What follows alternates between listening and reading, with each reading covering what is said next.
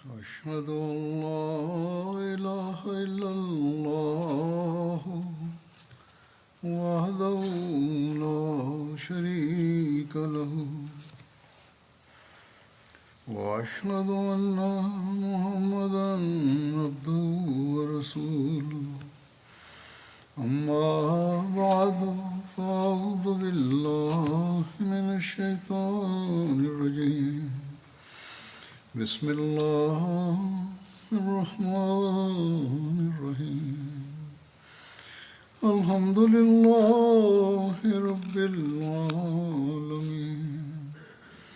الرحمن الرحيم مالك يوم الدين إياك نعبد وإياك نستعين اهدنا الصراط المستقيم صراط الذين أنعمت عليهم غير المغضوب عليهم ولا الضالين. Es wurden Ereignisse aus dem Leben des heiligen Propheten sallallahu alaihi wasallam ausgeführt, die sich bei der Schlacht von Badr bzw. unmittelbar danach ereigneten. Zu diesen Ereignissen gehört auch die Hochzeit des heiligen Propheten sallallahu alaihi wasallam mit Hazrat Aisha. Deshalb werde ich es hier jetzt ausführen.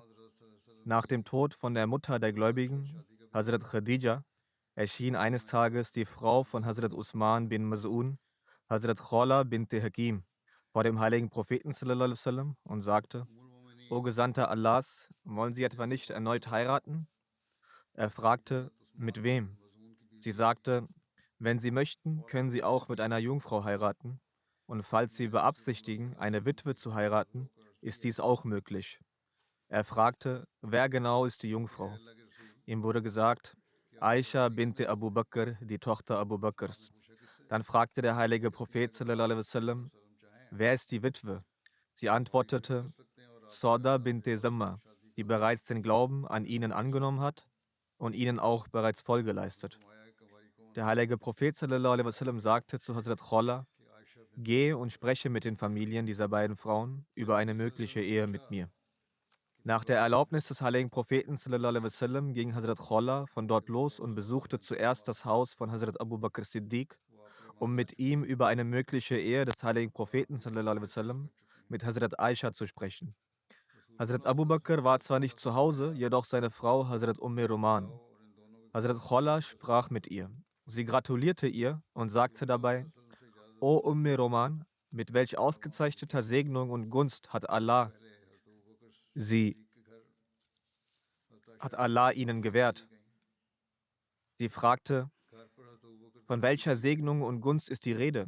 Hazrat Khala erzählte ihr: Der heilige Prophet sallallahu alaihi wasallam hat mich geschickt, um einen Heiratsantrag an Aisha zu übermitteln. Roman antwortete: Dann warte kurz, bis Abu Bakr zurück ist. Nach kurzem Warten war Hazrat Abu Bakr wieder zurück zu Hause. Hazrat Khala wiederholte vor ihm die gleichen Worte, die sie Roman zuvor gesagt hatte. Hazrat Abu Bakr Siddiq erkundigte sich daraufhin: Khala, sage doch, von welcher Segnung und Gunst du genau sprichst. Hazrat Khala antwortete: Der heilige Prophet sallallahu alaihi wasallam hat mich geschickt, um einen Heiratsantrag an Aisha zu übermitteln. Als er dies hörte, fragte Hazrat Abu Bakr: Ist seine Ehe mit Aisha in Ordnung? Diese ist ja die Tochter seines Bruders. Dieser Gedanke kam in ihm auf.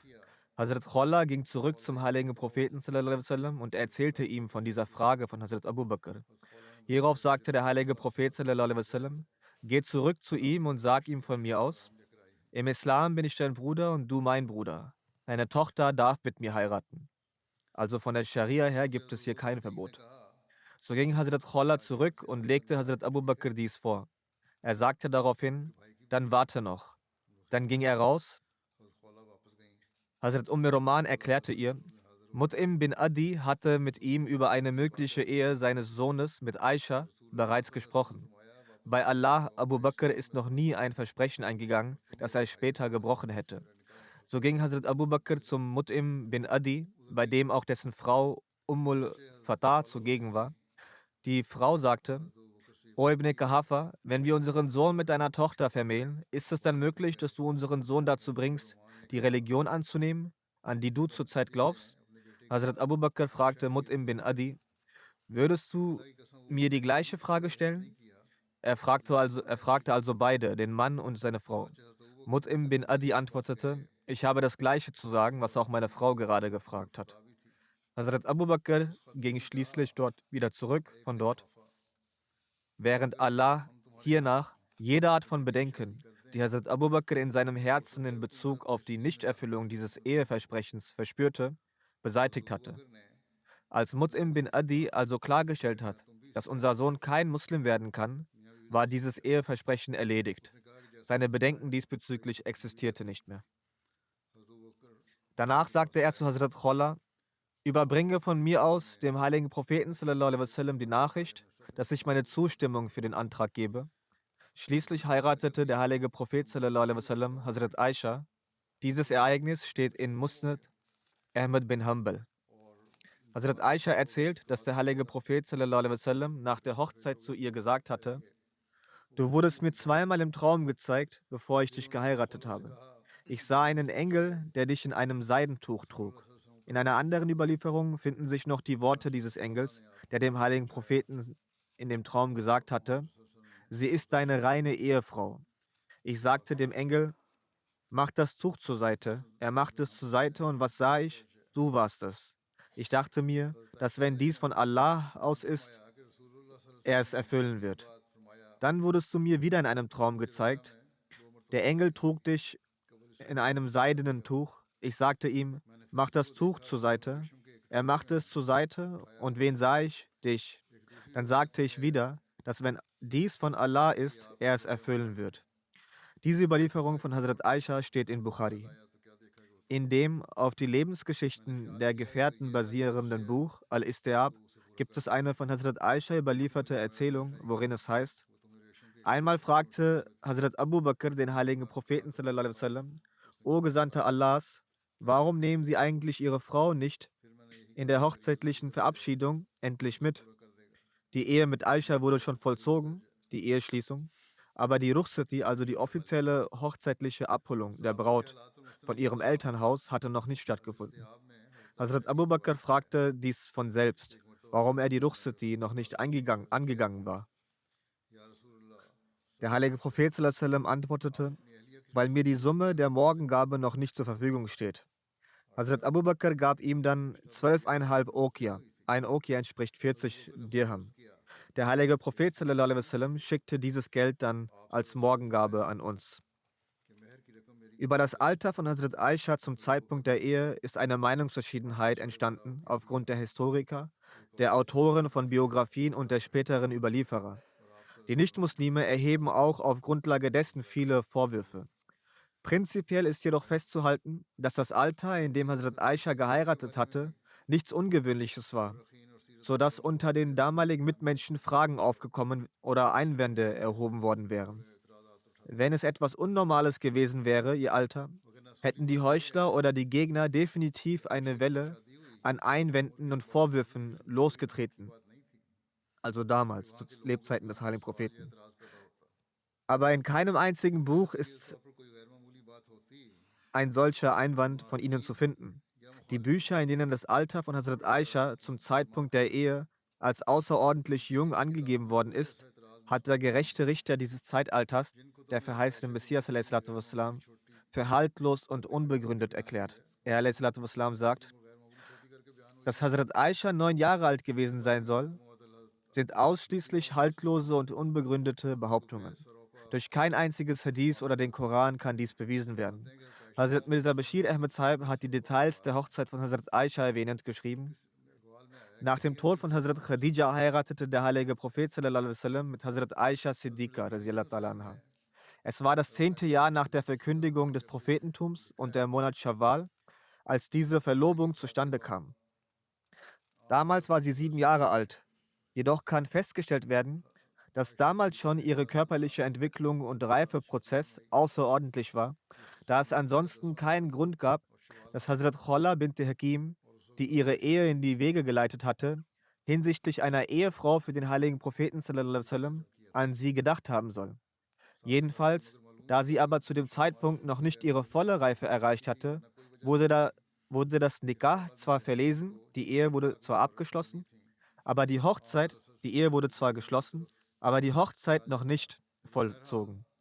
Und sie lebte danach wie gewohnt bei ihren Eltern weiter.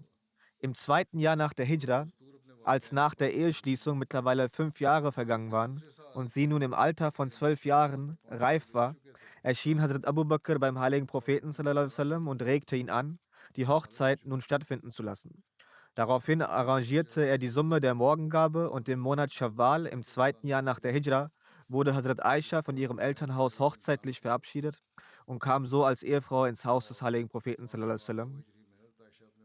Das ist die Recherche von Hazrat Mirza Bashir Ahmed Sahib, aber laut einigen Historikern wird auch ein höheres Alter erwähnt.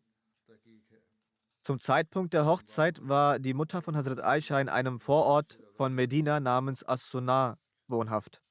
So versammelten sich die Frauen der Ansar dort, um Hazrat Aisha für die Hochzeit zu schmücken.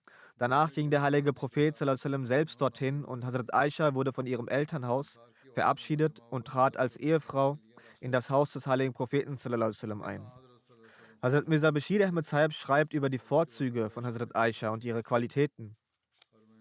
Trotz des jungen Alters war der Verstand und das Gedächtnis von Hazrat Aisha brillant. Durch die Erziehung und Bildung vom heiligen Propheten sallallahu alaihi wasallam hat sie in einem sehr schnellen Tempo beeindruckende Entwicklungen erzielt. Der eigentliche Grund, sie in einem solch jungen Alter in seinem Haushalt einzubinden, war, damit er sallallahu alaihi wasallam sie nach seiner eigenen Vorstellung erziehen kann und sie die Möglichkeit bekommt, von seiner Gesellschaft so lang wie möglich zu profitieren, sowie damit sie für die sensible und großartige Aufgabe qualifiziert werden kann, die der Frau eines gesetzgebenden Propheten übertragen wird. Demnach war der heilige Prophet sallallahu alaihi wasallam in diesem Bestreben erfolgreich, denn Hazrat Aisha hat sich in Sachen Reform, Erziehung und Bildung der muslimischen Frauen eine unvergleichliche Leistung erbracht, die beispiellos in der Weltgeschichte ist. Ein sehr großer und sehr wichtiger Teil der Ahadith des heiligen Propheten sallallahu alaihi wasallam beruht auf den Überlieferungen von eben Hazrat Aisha. Dies geht so weit, dass die Anzahl ihrer Überlieferungen sogar bis zu 2210 beträgt. Ihr Wissen und Kompetenz sowie ihr tiefes Verständnis der Religion waren dermaßen umfangreich, dass selbst große und hoch angesehene Gefährten ihre Autorität anerkannten und von ihr profitierten.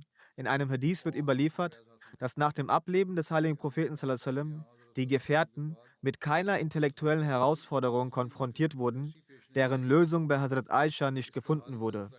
Urwa bin Zubair sagte, in der Wissenschaft des Heiligen Koran, in der Wissenschaft des Erbrechts, in der Lehre von den erlaubten und unerlaubten Dingen, also Halal und Haram, in der Wissenschaft der islamischen Jurisprudenz, in der Poesie, in der Medizin, in der Kenntnis von den Überlieferungen und Traditionen Arabiens und in der Wissenschaft der Genealogie habe ich keinen größeren Gelehrten gesehen als Aisha radhiyallahu anha.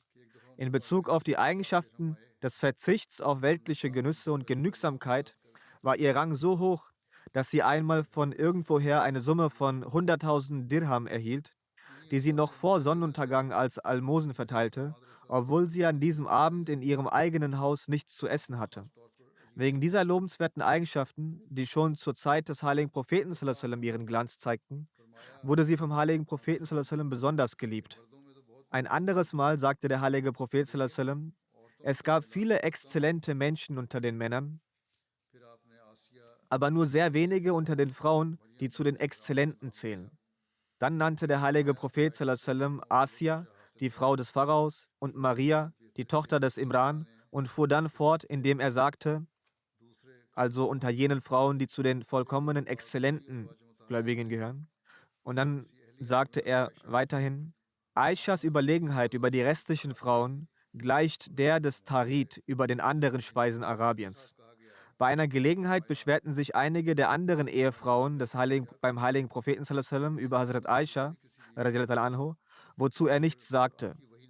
Als seine Frauen jedoch hartnäckig blieben, sagte der heilige Prophet sallallahu alaihi wasallam, was soll ich mit diesen Beschwerden anfangen? Alles, was ich weiß, ist, dass keine dass ich keine Offenbarung von meinem Gott in der Bettdecke einer anderen Ehefrau erhalte, in der anderen, in der Bettdecke einer anderen unter meinen Ehefrauen erhalte, aber ich erhalte diese Offenbarung Gottes oft in der Bettdecke von Aisha.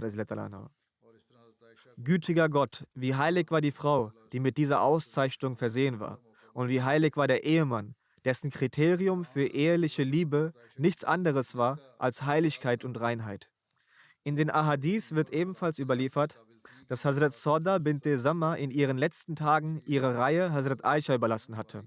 Somit hatte Hazrat Aisha die Möglichkeit bekommen, doppelt so viel von der Gesellschaft des heiligen Propheten sallallahu alaihi wasallam zu profitieren. Da der heilige Prophet sallallahu alaihi wasallam sich insbesondere um die Erziehung und Bildung von Hazrat Aisha sorgte und sie von ihrem Alter und Zustand her geeignet war, dass ihr besondere Aufmerksamkeit geschenkt wird, hatte er sallallahu alaihi wasallam die Idee von Hazrat Sauda angenommen. Dennoch ist er auch danach regelmäßig zu Hazrat Sauda gegangen und hat, wie mit seinen anderen Frauen auch, sich auch um ihren Trost und Komfort gekümmert. Es gibt Differenzen darüber, ob Hazrat Aisha lesen und schreiben konnte. Durch eine Überlieferung von Bukhari erfährt man, dass sie ein schriftliches Exemplar vom Koran besaß, in welches sie von einem irakischen Muslim einige Verse selbst diktiert hatte. Dadurch wird bewiesen, dass sie zumindest grundlegende Lese- und Schreibfähigkeiten besaß. Höchstwahrscheinlich hat sie nach ihrer Hochzeit schreiben gelernt. Einige Historiker haben jedoch ausgeführt, dass sie wahrscheinlich nicht schreiben konnte. Hazrat Aisha radiallahu anha lebte nach dem Tod des heiligen Propheten sallallahu alaihi wasallam noch etwa 48 Jahre lang und ist im Jahre 58 nach der Hijra im Monat Ramadan zu ihrem Schöpfer zurückgekehrt. Zu diesem Zeitpunkt war sie etwa 68 Jahre alt. Als nächstes eine Begebenheit, die im Leben des heiligen Propheten sallallahu alaihi wasallam geschehen ist, unmittelbar nach der Schlacht von Badr. Es handelt sich dabei um seine Tochter, Hazrat Zainab, welche sich in Mekka befand und nach Medina kam. Der Schwiegersohn des heiligen Propheten sallallahu alaihi wasallam, Abul As bin Rabi, wurde in der Schlacht von Badr von den Muslimen gefangen genommen. Seine Frau Hazrat Zainab befand sich noch in Mekka. Sie hatte als Lösegeld für ihren Ehemann ihre Halskette geschickt, welche ihre Mutter Hazrat Khadija ihr bei ihrer Hochzeit umgelegt hatte. Der Bruder von Abul As, welcher das Lösegeld überbracht hatte, war Amr bin Rabi. Als der heilige Prophet sallallahu alaihi wasallam diese Halskette sah, war er sehr ergriffen und ihm kamen Tränen in die Augen. Dann sagte er zu den Gefährten: Wenn ihr einverstanden seid, so lasst den zu Zainab gehörenden Gefangenen frei und gebt ihr auch diese Halskette zurück. Die Gefährten antworteten: Gewiss, o Gesandter Allahs. So wurde Abul As freigelassen. Auch die Halskette von Hazrat Zainab wurde ihr zurückgegeben. Aber der heilige Prophet sallallahu alaihi wasallam hatte Abul As mit der Bedingung freigelassen, dass er in Mekka angekommen Hazrat Zainab die Erlaubnis geben werde, nach Medina auswandern zu dürfen. Ibn Ishaq sagt, dass als Abul As nach der Freilassung in Mekka angekommen war, der heilige Prophet sallallahu alaihi wasallam Hazrat Zaid bin Harsa und einen weiteren Gefährten geschickt hatte. Er sagte zu ihnen: Wartet im Batne Yajuj. Batne Yajuj ist ein Ort, der 8 Meilen von Mekka entfernt liegt. Und wenn Zainab zu euch kommt, so begleitet sie dann und bringt sie zu mir. So brachen beide sofort auf. Diese Begebenheit hatte sich etwa einen Monat nach der Schlacht von Badr ereignet. Abul As kam zurück nach Mekka und erlaubte Hazrat Zainab, zu dem heiligen Propheten sallallahu alaihi wasallam zu gehen. Sie begann darauf, ihren Proviant für die Reise vorzubereiten. Hazrat Zainab sagt, sie erzählt in einer Überlieferung: Ich war damit beschäftigt, die Reise vorzubereiten, als Hind bint Utba zu mir sagte: O Tochter von Muhammad sallallahu alaihi wasallam, ich habe erfahren, dass du zu deinem Vater gehen möchtest. Ich ging nicht sonderlich darauf ein, sagt Hazrat Zainab.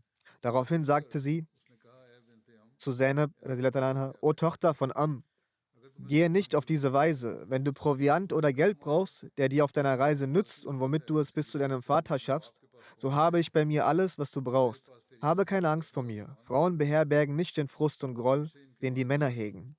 Hazrat Zainab sagte: Ich dachte, sie hätte dies mir gegenüber ehrlich gemeint, aber ich hatte Angst, weshalb ich erneut nicht sonderlich darauf einging und mich abwandte.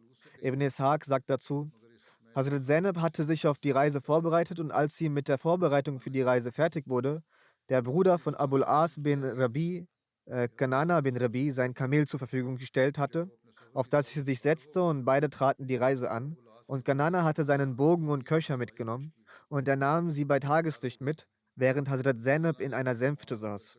Als unter den Quraysh diese Angelegenheit zum Gespräch wurde und die Runde machte, begannen sie sich auf die Suche nach ihr. Sie gingen los und fanden sie in Zitowar. Zitowar ist auch ein berühmtes Tal in der Nähe von Mekka, das 23 Meilen entfernt liegt. Jedenfalls kam zuerst Abbar bin Aswi zu den beiden. Mit seinem Speer verschreckte er das Reittier, wodurch Hazrat Zainab, die schwanger war damals, ihr Kind verlor. Darauf zog ihr Schwager seine Pfeile und sagte: Wer in meine Nähe kommt, wer in meine Nähe kommt, wird zur Zielscheibe dieser Pfeile werden. In einer Überlieferung heißt es auch, dass Abbar das Reittier mit seinem Speer attackiert hatte. In der Folge fiel Hazrat Zainab auf einen Stein. Sie stürzte, wobei sie schwanger gewesen war zu dem Zeitpunkt. Infolgedessen kam das Kind ums Leben, sie verlor ihr Kind. Nachdem die Leute dies sahen, kehrten sie von dort zurück. Dann kamen Abu Sufyan und bestimmte andere Häuptlinge der Quraysh dorthin und sagten zu ihm, zu dem Schwager von Hazrat Zainab: Junger Mann, schieß nicht die Pfeile ab, bis wir nicht mit dir einmal gesprochen haben. Demnach hörte er auf, mit dem Pfeil und Bogen zu schießen, und Abu Sufyan sagte: Das war nicht richtig von dir. Du hast öffentlich eine Frau mitgenommen, obwohl du dir sehr bewusst bist um die Notlage unseres Lebens, unseres Zustands und die Machenschaft von Mohammed sallallahu alaihi wasallam. Wenn du die Tochter von Mohammed sallallahu alaihi wasallam öffentlich und vor aller Augen mitnimmst, werden die Menschen den Gedanken entwickeln, dass dies ein Grund für ihre Erniedrigung und Schmähung und Schwäche und Ohnmacht sei. Er sagte, er sagte, ich schwöre bei meinem Leben, wir haben es nicht nötig, sie aufzuhalten und haben ihr gegenüber auch keine Feindseligkeit oder Hass. Jedoch wäre die bessere Option, dass du sie vorerst nach Mekka zurückbringst. Wenn die Umstände sich bessern und es ruhiger wird und die Menschen denken, dass sie zurückerlangen konnten, kannst du sie heimlich zu ihrem Vater zurückbringen.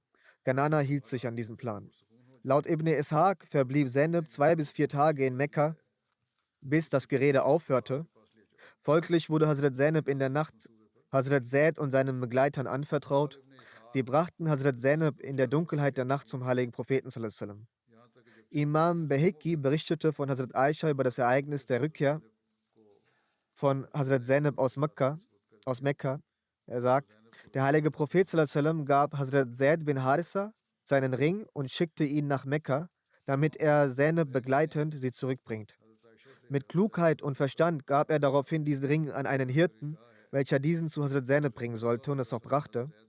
Als Hazrat Zainab den Ring sah, erkannte sie ihn und fragte: Wer hat dir diesen Ring gegeben? Der Hirte erzählte ihr von einem Mann, der sich außerhalb von Mekka aufhielt und ihm diesen Ring gegeben hatte. Demnach ging Hazrat Zainab in der Nacht aus Mekka hinaus und setzte sich hinter dem Reiter, und er brachte sie nach Medina. Der Prophet sallallahu alaihi wasallam pflegte zu sagen: Unter meinen Töchtern ist Zainab die beste, da sie für meine Sache Leid erlitten hat. Hazrat Mirza Bashir Ahmed hat diese Begebenheit in seinem Buch Das Siegel der Propheten folgendermaßen beschrieben: Anstelle eines Lösegelds stellte der heilige Prophet sallallahu alaihi wasallam Abul As die Bedingung, dass er Zainab radhiyallahu anha nach seiner Rückkehr nach Mekka nach Medina schicken würde. Auf diese Weise wurde eine gläubige Seele aus einem Haus des Unglaubens befreit. Nach einiger Zeit wurde Abul As ebenfalls Muslim und wanderte nach Medina aus, und auf diese Weise wurden Mann und Frau wieder vereint. Von Hazrat Zainab radhiyallahu anha wird überliefert, dass sie, als sie von Mekka nach Medina aufbrach, einige Leute von den Quraysh aus Mekka versuchten, sie mit Gewalt zurückzuholen. Als sie sich weigerte, wurde sie von einem unglückseligen Mann namens Habbar bin Aswad auf sehr barbarische Weise mit einem Speer angegriffen. Das Trauma und der Schock des Angriffs führten zu einer Fehlgeburt. Tatsächlich erlitt sie bei dieser Gelegenheit einen so tiefen Schock, dass sie sich danach nie wieder vollständig erholen konnte. In diesem Zustand der Schwäche und Krankheit kam es schließlich zu ihrem vorzeitigen Ableben. Dieses Thema werde ich heute nur bis hierhin ausführen. Jetzt möchte ich angesichts der aktuellen Weltsituation auch zu Gebeten appellieren.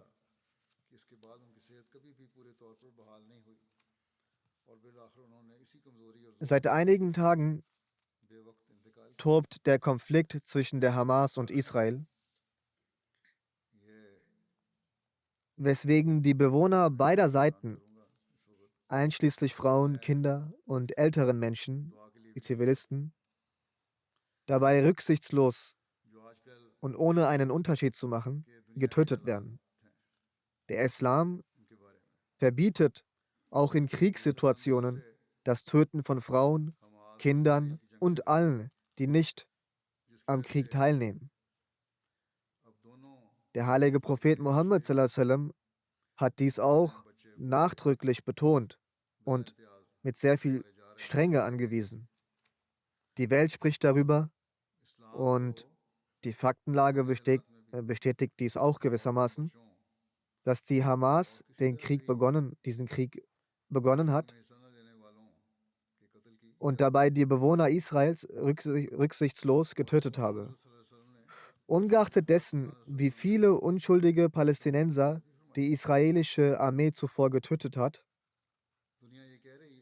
müssen die Muslime in jedem Fall gemäß den Prinzipien des Islam handeln. Wenn es sich um einen wenn die Israeliten zuvor dies auch getan haben, dann ist es ihre Tat. Aber wenn es sich um einen legitimen Krieg handelt, sollte dieser gegen die israelische Armee geführt werden und nicht gegen Frauen, Kinder und Unschuldige. Aus diesem Grund war der Schritt, den die Hamas unternommen haben, falsch und er hat mehr Schaden als Nutzen angerichtet.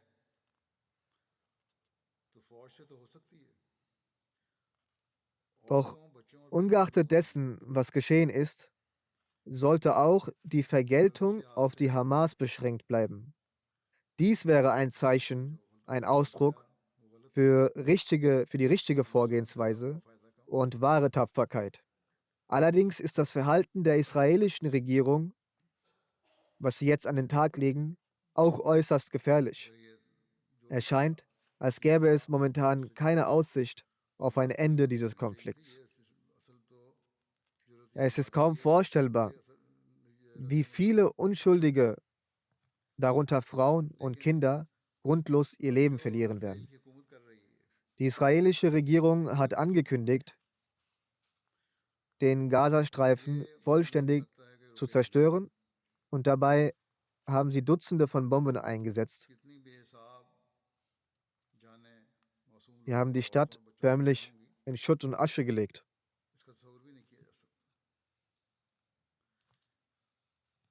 Die Situation hat sich mittlerweile so zugespitzt, dass Berichten zufolge mehr als 1 Million Menschen von ihnen aufgefordert wurden, Gaza zu verlassen, und einige haben bereits die Flucht ergriffen. Gott sei Dank, sollte man sagen, haben die Vereinten Nationen, wenn auch nur mit verhaltener Stimme, ihre Besorgnis darüber zum Ausdruck gebracht, dass dies gegen die Menschenrechte verstoße, es falsch sein würde, viele Schwierigkeiten hervorrufen würde und Israel diesen Befehl überdenken sollte. Aber anstatt ihnen eindringlich und mit Härte zu sagen, dass das falsch ist, bitten sie lediglich darum. Jedenfalls trifft diese Unschuldigen keine Schuld, die nicht am Krieg teilnehmen. Wenn die Welt die israelischen Frauen, Kinder und Zivilisten als unschuldig erachtet, dann sind solche Palästinenser ebenfalls unschuldig.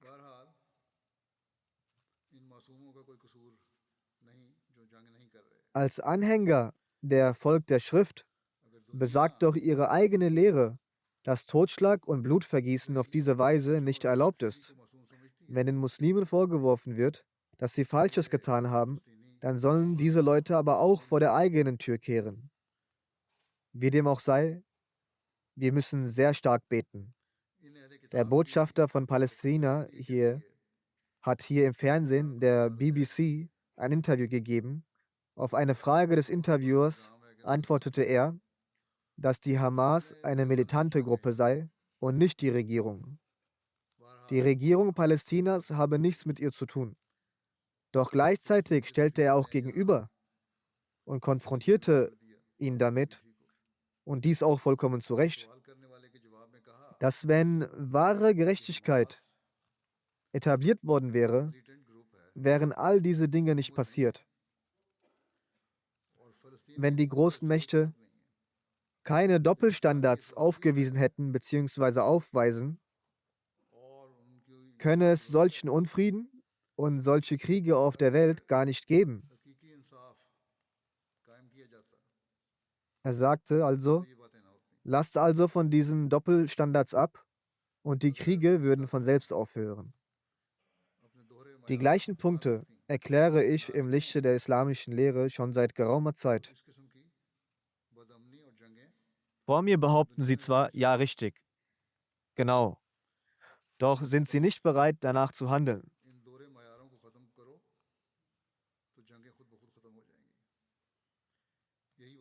Jetzt ist es so, die Prinzipien der Gerechtigkeit außen vor lassend, kommen nun alle großen bzw. westlichen Mächte zusammen, um mit Härte gegen die Palästinenser vorzugehen. Von überall hört man die Aussage, dass man Armeen senden möchte.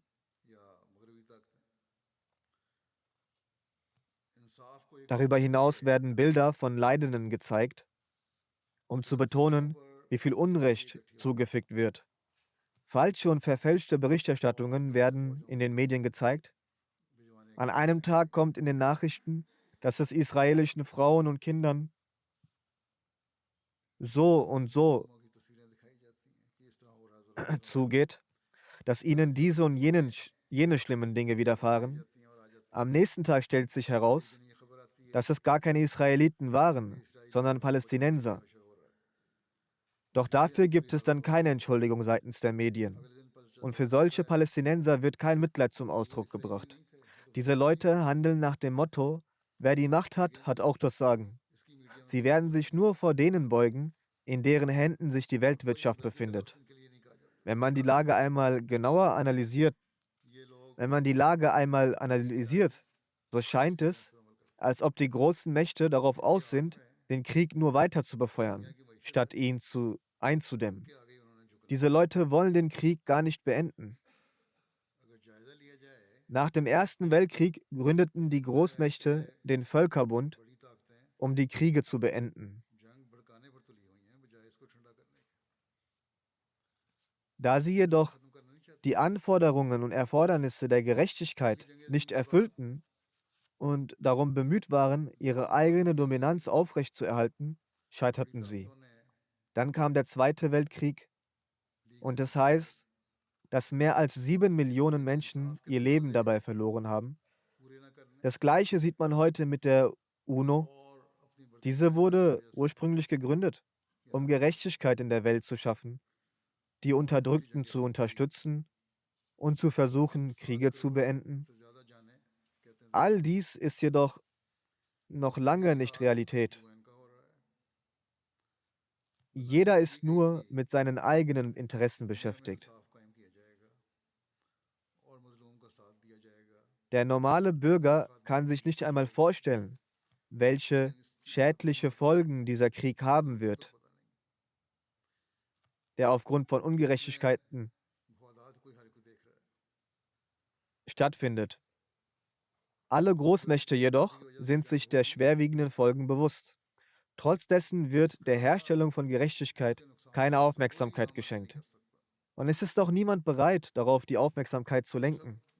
Unter solchen Umständen sollten zumindest die muslimischen Nationen zur Vernunft kommen. Sie sollten ihre Streitigkeiten beseitigen und ihre Einheit formen. Wenn Allah den Muslimen die Anweisung erteilt hat, ihre Beziehung zum Volk der Schrift zu verbessern, indem er im Koran sagt, kommt herbei zu einem Wort, das gleich ist zwischen uns und euch. Also mit dem Wort ist gemeint das Wesen Gottes, was zwischen ihnen, dem Volk der Schrift, und uns Muslimen gleich ist. Warum können dann die Muslime untereinander, die allesamt das komplett gleiche Wort tragen, also das Glaubensbekenntnis, das gleiche Glaubensbekenntnis teilen, warum können sie denn untereinander ihre Streitigkeiten nicht beseitigen und sich vereinen? Sie müssen darüber nachdenken und ihre Einheit herstellen. Dies kann zum Mittel werden, Dies wird zum Mittel werden, um die Unruhe aus der Welt zu beheben, um die Erfordernisse der Gerechtigkeit zu erfüllen und um die Rechte der Unterdrückten überall zu gewähren, sollten sie als eine Einheit ihre Stimmen laut erheben, lautstark erheben. Wenn sie sich zu einer Einheit formen, dann wird ihre Stimme auch eine Kraft besitzen. Wenn sie eins sind und eine Einheit bilden, dann wird auch ihre Stimme Gewicht haben. Wenn nicht, dann werden diese Leute, die islamischen Regierungen, die Schuld am Tod der unschuldigen Muslime tragen. Sie werden ihr Blut an ihren Händen haben.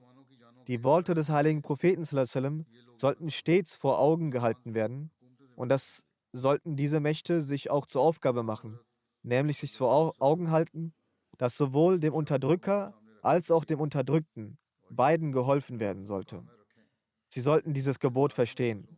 Möge Allah den muslimischen Regierungen Rechtleitung und Vernunft schenken, sodass sie im Kollektiv für Gerechtigkeit sorgen können und möge Allah auch den weltlichen Mächten Rechtleitung und Vernunft schenken, dass sie der Welt aus dem Untergang helfen, statt diese dahin zu drängen. Sie sollten nicht egoistisch sein und nur nach Egoismus handeln. Sie sollten sich immer merken, dass wenn die Welt zusammenbricht, auch sie keine Macht mehr haben werden. Wir haben nur das Mittel des Gebets. Jeder Ahmadi sollte dieses mehr denn je benutzen. In Gaza sind auch einige Ahmadi-Familien betroffen. Möge Allah auch sie schützen und alle Unschuldigen und Leidenden schützen, egal wo sie sich befinden. Möge Allah auch die Hamas recht leiten und ihnen Vernunft gewähren. Sie sollten nicht verantwortlich für die Qual ihrer eigenen Leute sein und auch nicht den anderen Leid zufügen und Unrecht zufügen. Selbst wenn sie einen Krieg zu führen haben oder führen wollen, sollten sie sich an die islamischen Richtlinien halten dabei. Keine Feindseligkeit gegenüber irgendeiner Nation sollte uns von Gerechtigkeit abhalten. Dies ist das Gebot Allahs. Möge Allah, der Hocherhabene, auch den Großmächten die Möglichkeit gewähren, sie dazu befähigen, dass sie auf beiden Seiten den Prinzipien der Gerechtigkeit nachkommen und Frieden herstellen können. Nicht, dass sie sich einer Seite beugen und der anderen somit Unrecht tun. Sie sollten nicht mit Ungerechtigkeiten übertreiben. Möge Allah uns zu denjenigen machen, die Frieden zu sehen bekommen. Nach dem Namas werde ich auch 2 Totengebete leiten. Ein Janaza ist hier anwesend. Ist das Janaza schon da? Das Janaza ist von Herrn Bashir Ahmed Khan Sahib.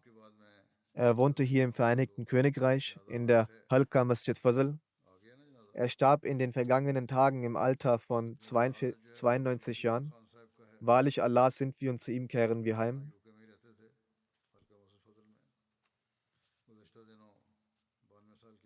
Er war mütterlicherseits der Enkelsohn eines Gefährten des verheißenen Messias, ﷺ, Hazrat Mir Ahmed Sahib, und der Schwiegersohn von Herrn Qazi Muhammad Yusuf, ehemaliger Amir Jamaat der pakistanischen Provinz Khyber Pakhtunkhwa und Sohn von Herrn Muhammad Khabbas Sahib aus Peshawar. Der Verstorbene war ein regelmäßig das Gebet und Fasten einhaltender und eine starke Beziehung der Verbundenheit zum Khilafat pflegender, großmütiger, frommer und aufrichtiger, weiser alter Mann. Auf Initiative des Nusrat Jahan Scheme ging er, nachdem er sich dem Dienst am Glauben gewidmet hatte, zu einem Krankenhaus der Ahmadiyya-Gemeinde in Teshiman in Ghana. Dort erhielt er für einige Zeit die Möglichkeit zu dienen. Nach der Rückkehr aus Ghana erhielt er immer wieder die Möglichkeit, in ländlichen Gebieten Islamabads zusammen mit Ahmadi-Ärzten in den ländlichen Gebieten um Islamabad herum, zusammen mit Ahmadi-Ärzten medizinische Camps anzubieten. Nachdem er nach nach Großbritannien umgezogen war, zu Zeiten des 4. Khalifen, Rahmatullah, diente er durch seine hervorragenden Übersetzungen und Zusammenfassungen der Freitagsversprachen. Er pflegte eine Liebe zum Heiligen Koran. Er rezitierte den Heiligen Koran regelmäßig mit großer Sorgfalt und Ehrerbietung. Er lehrte auch seinen Kindern die Übersetzung. In jungem Alter erhielt er öfters die Möglichkeit, in der gesegneten Ära von Hazrat Muslim Maud in Qadian Zeit zu verbringen. Er kannte viele Ansprachen von Hazrat Muslim Maud radhiyallahu anhu auswendig. Ebenso beherrschte er einige Auszüge aus den Büchern des verheißten Messias wassalam. Er kannte viele Gedichte auswendig. Der Verstorbene war Musi. Er hinterlässt neben seiner Ehefrau einen Sohn und 6 Töchter. Er hat einen Schwiegersohn, Dr. Musallam Addar Obi Sahib. Dieser teilt mit, er verrichtete stets das Tahajjud-Gebet. Er war ein reiner und gläubiger Mensch. Er war ein gottesfürchtiger, tapferer und mutiger Mensch. Er pflegte eine außergewöhnliche Liebe zum Khilafat und zur Gemeinde. Ich habe von ihm eine äußerst wertvolle Sache, und zwar die Liebe zu den Khalifen, gelernt. Der Verstorbene hatte eine große Leidenschaft für die Verbreitung des Glaubens. Dazu ließ er niemals eine Möglichkeit entgehen. Musallam Sahib sagt weiter, als ich in Syrien und in Jordanien war und wann immer der Verstorbene zu mir kam, beobachtete ich, dass er sehr schnell ein guter Freund meiner Nachbarn wurde. Er baute immer eine sehr gute Beziehung zu meinen Wächtern und Arbeitern auf. Er erzählte ihnen auch immer wieder von der Ahmadiyyat. Seine Ehefrau, Zubaida Sahiba, sagt, unter der Aufsicht des Nusrat Jahan Scheme während der Ära des dritten Khalifen, Rahmatullah, bekam er die Anweisung, ins westliche Afrika zu reisen, in den Westen Afrikas zu reisen, und mit absoluter Gehorsamkeit war er sofort bereit dazu. Sie sagt, er war so schnell bereit gewesen, dass ich mich auch darüber wunderte. Unsere Tochter, so sagt sie, war damals 2 Monate alt, aber er sagte, dass es die Anordnung des Imams sei, sofort die Vorbereitungen zu treffen. Also gingen wir mit allen 4 Kindern nach Rabwa. Wir trafen Huzur Rahmatullah. Wir bekamen die Anweisungen und beantragten Urlaub, als wir zurück in Banu waren. Wir fingen auch an zu beten, da zu der Zeit die Regierung das Ausreisen von Ärzten verboten hatte. Es war die Regierungszeit von Herrn Bhutto. So bekamen sie die Erlaubnis und sie gingen dorthin. Für alle Probleme, die das Gebet in der Gemeinschaft erschwerten, betete er, dass diese sich auflösen, dass diese sich lösen mögen. Allah, der Hocherhabene, löste diese dann auch und er bekam dann immer die Möglichkeit, in Gemeinschaft zu beten. Sie sagt weiter, als Allah uns ermöglichte, ein Auto zu kaufen, nahm er auf dem Hin- und Rückweg seine Freunde mit zur Moschee. Er freute sich sehr darüber. Als er in der Nähe der Fazl-Moschee ein Haus fand, freute er sich darüber, dass er nun alle 5 Gebete in der Moschee verrichten konnte. Um den Dienst an der Religion zu erbringen, nutzte er alle Wege und Mittel. Er ließ sich keine Gelegenheit entgehen, um ein Tabligh-Gespräch zu führen. Er entrichtete seine Genders immer rechtzeitig und empfahl uns allen dasselbe.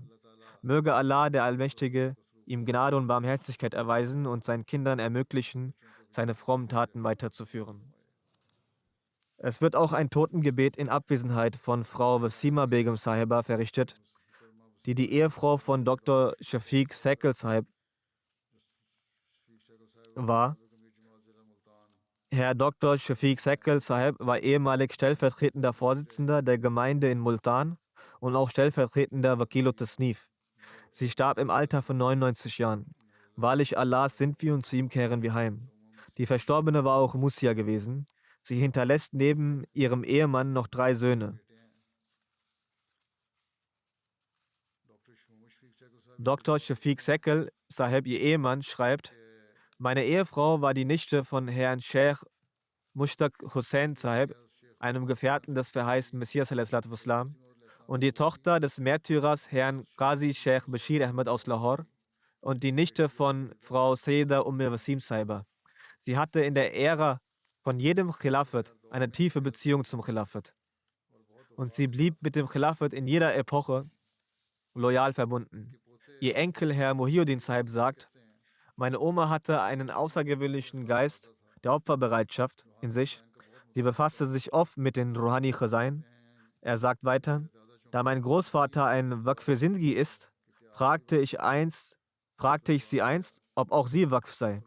Hierauf antwortete sie, dass die Khalifen sagen, dass die Ehefrauen von Waqf Sindhi ebenfalls Waqf sind. Ihre Schwiegertochter, die auch ihre Nichte seitens des Bruders ist, sagt, meine Tante war eine allseits geliebte Persönlichkeit.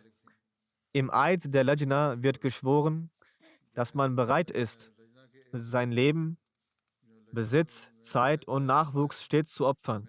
Sie war ein praktisches Beispiel davon. Sie sagt weiter, Nach meiner Hochzeit bildete sie mich in vielerlei Hinsicht aus. Sie lehrte mich auch die wörtliche Übersetzung des Heiligen Koran. Dann erzählt ihre Nichte seitens ihrer Schwester, die ebenfalls ihre Schwiegertochter ist, namens Sakia: Meine Tante sorgte sich um Bedürftige und war eine beispielhafte Frau.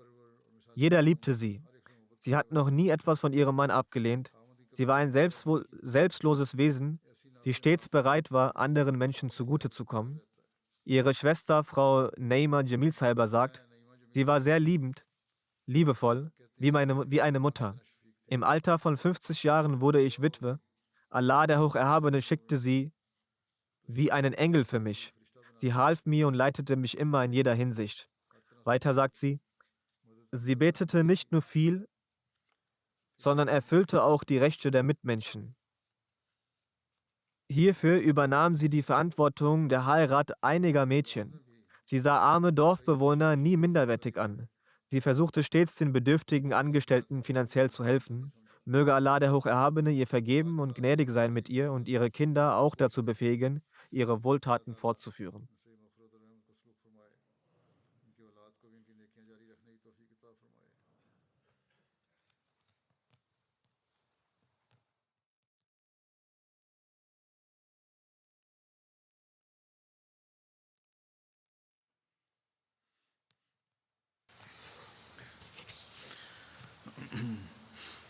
الحمد لله الحمد لله نحمده ونستعينه ونستغفره ونؤمن به ونتوكل عليه ونعوذ بالله من شرور أنفسنا ومن سيئات أعمالنا من يهده الله فلا مضل له ومن يضلل فلا هادي له ونشهد أن لا إله إلا الله ونشهد أن محمدا عبده ورسوله عباد الله رحمكم الله إن الله يأمر بالعدل والإحسان وإيتاء ذي القربى وينهى عن الفحشاء والمنكر والبغي يعظكم لعلكم تذكرون اذكروا الله يذكركم وادعوه يستجب لكم ولذكر الله أكبر.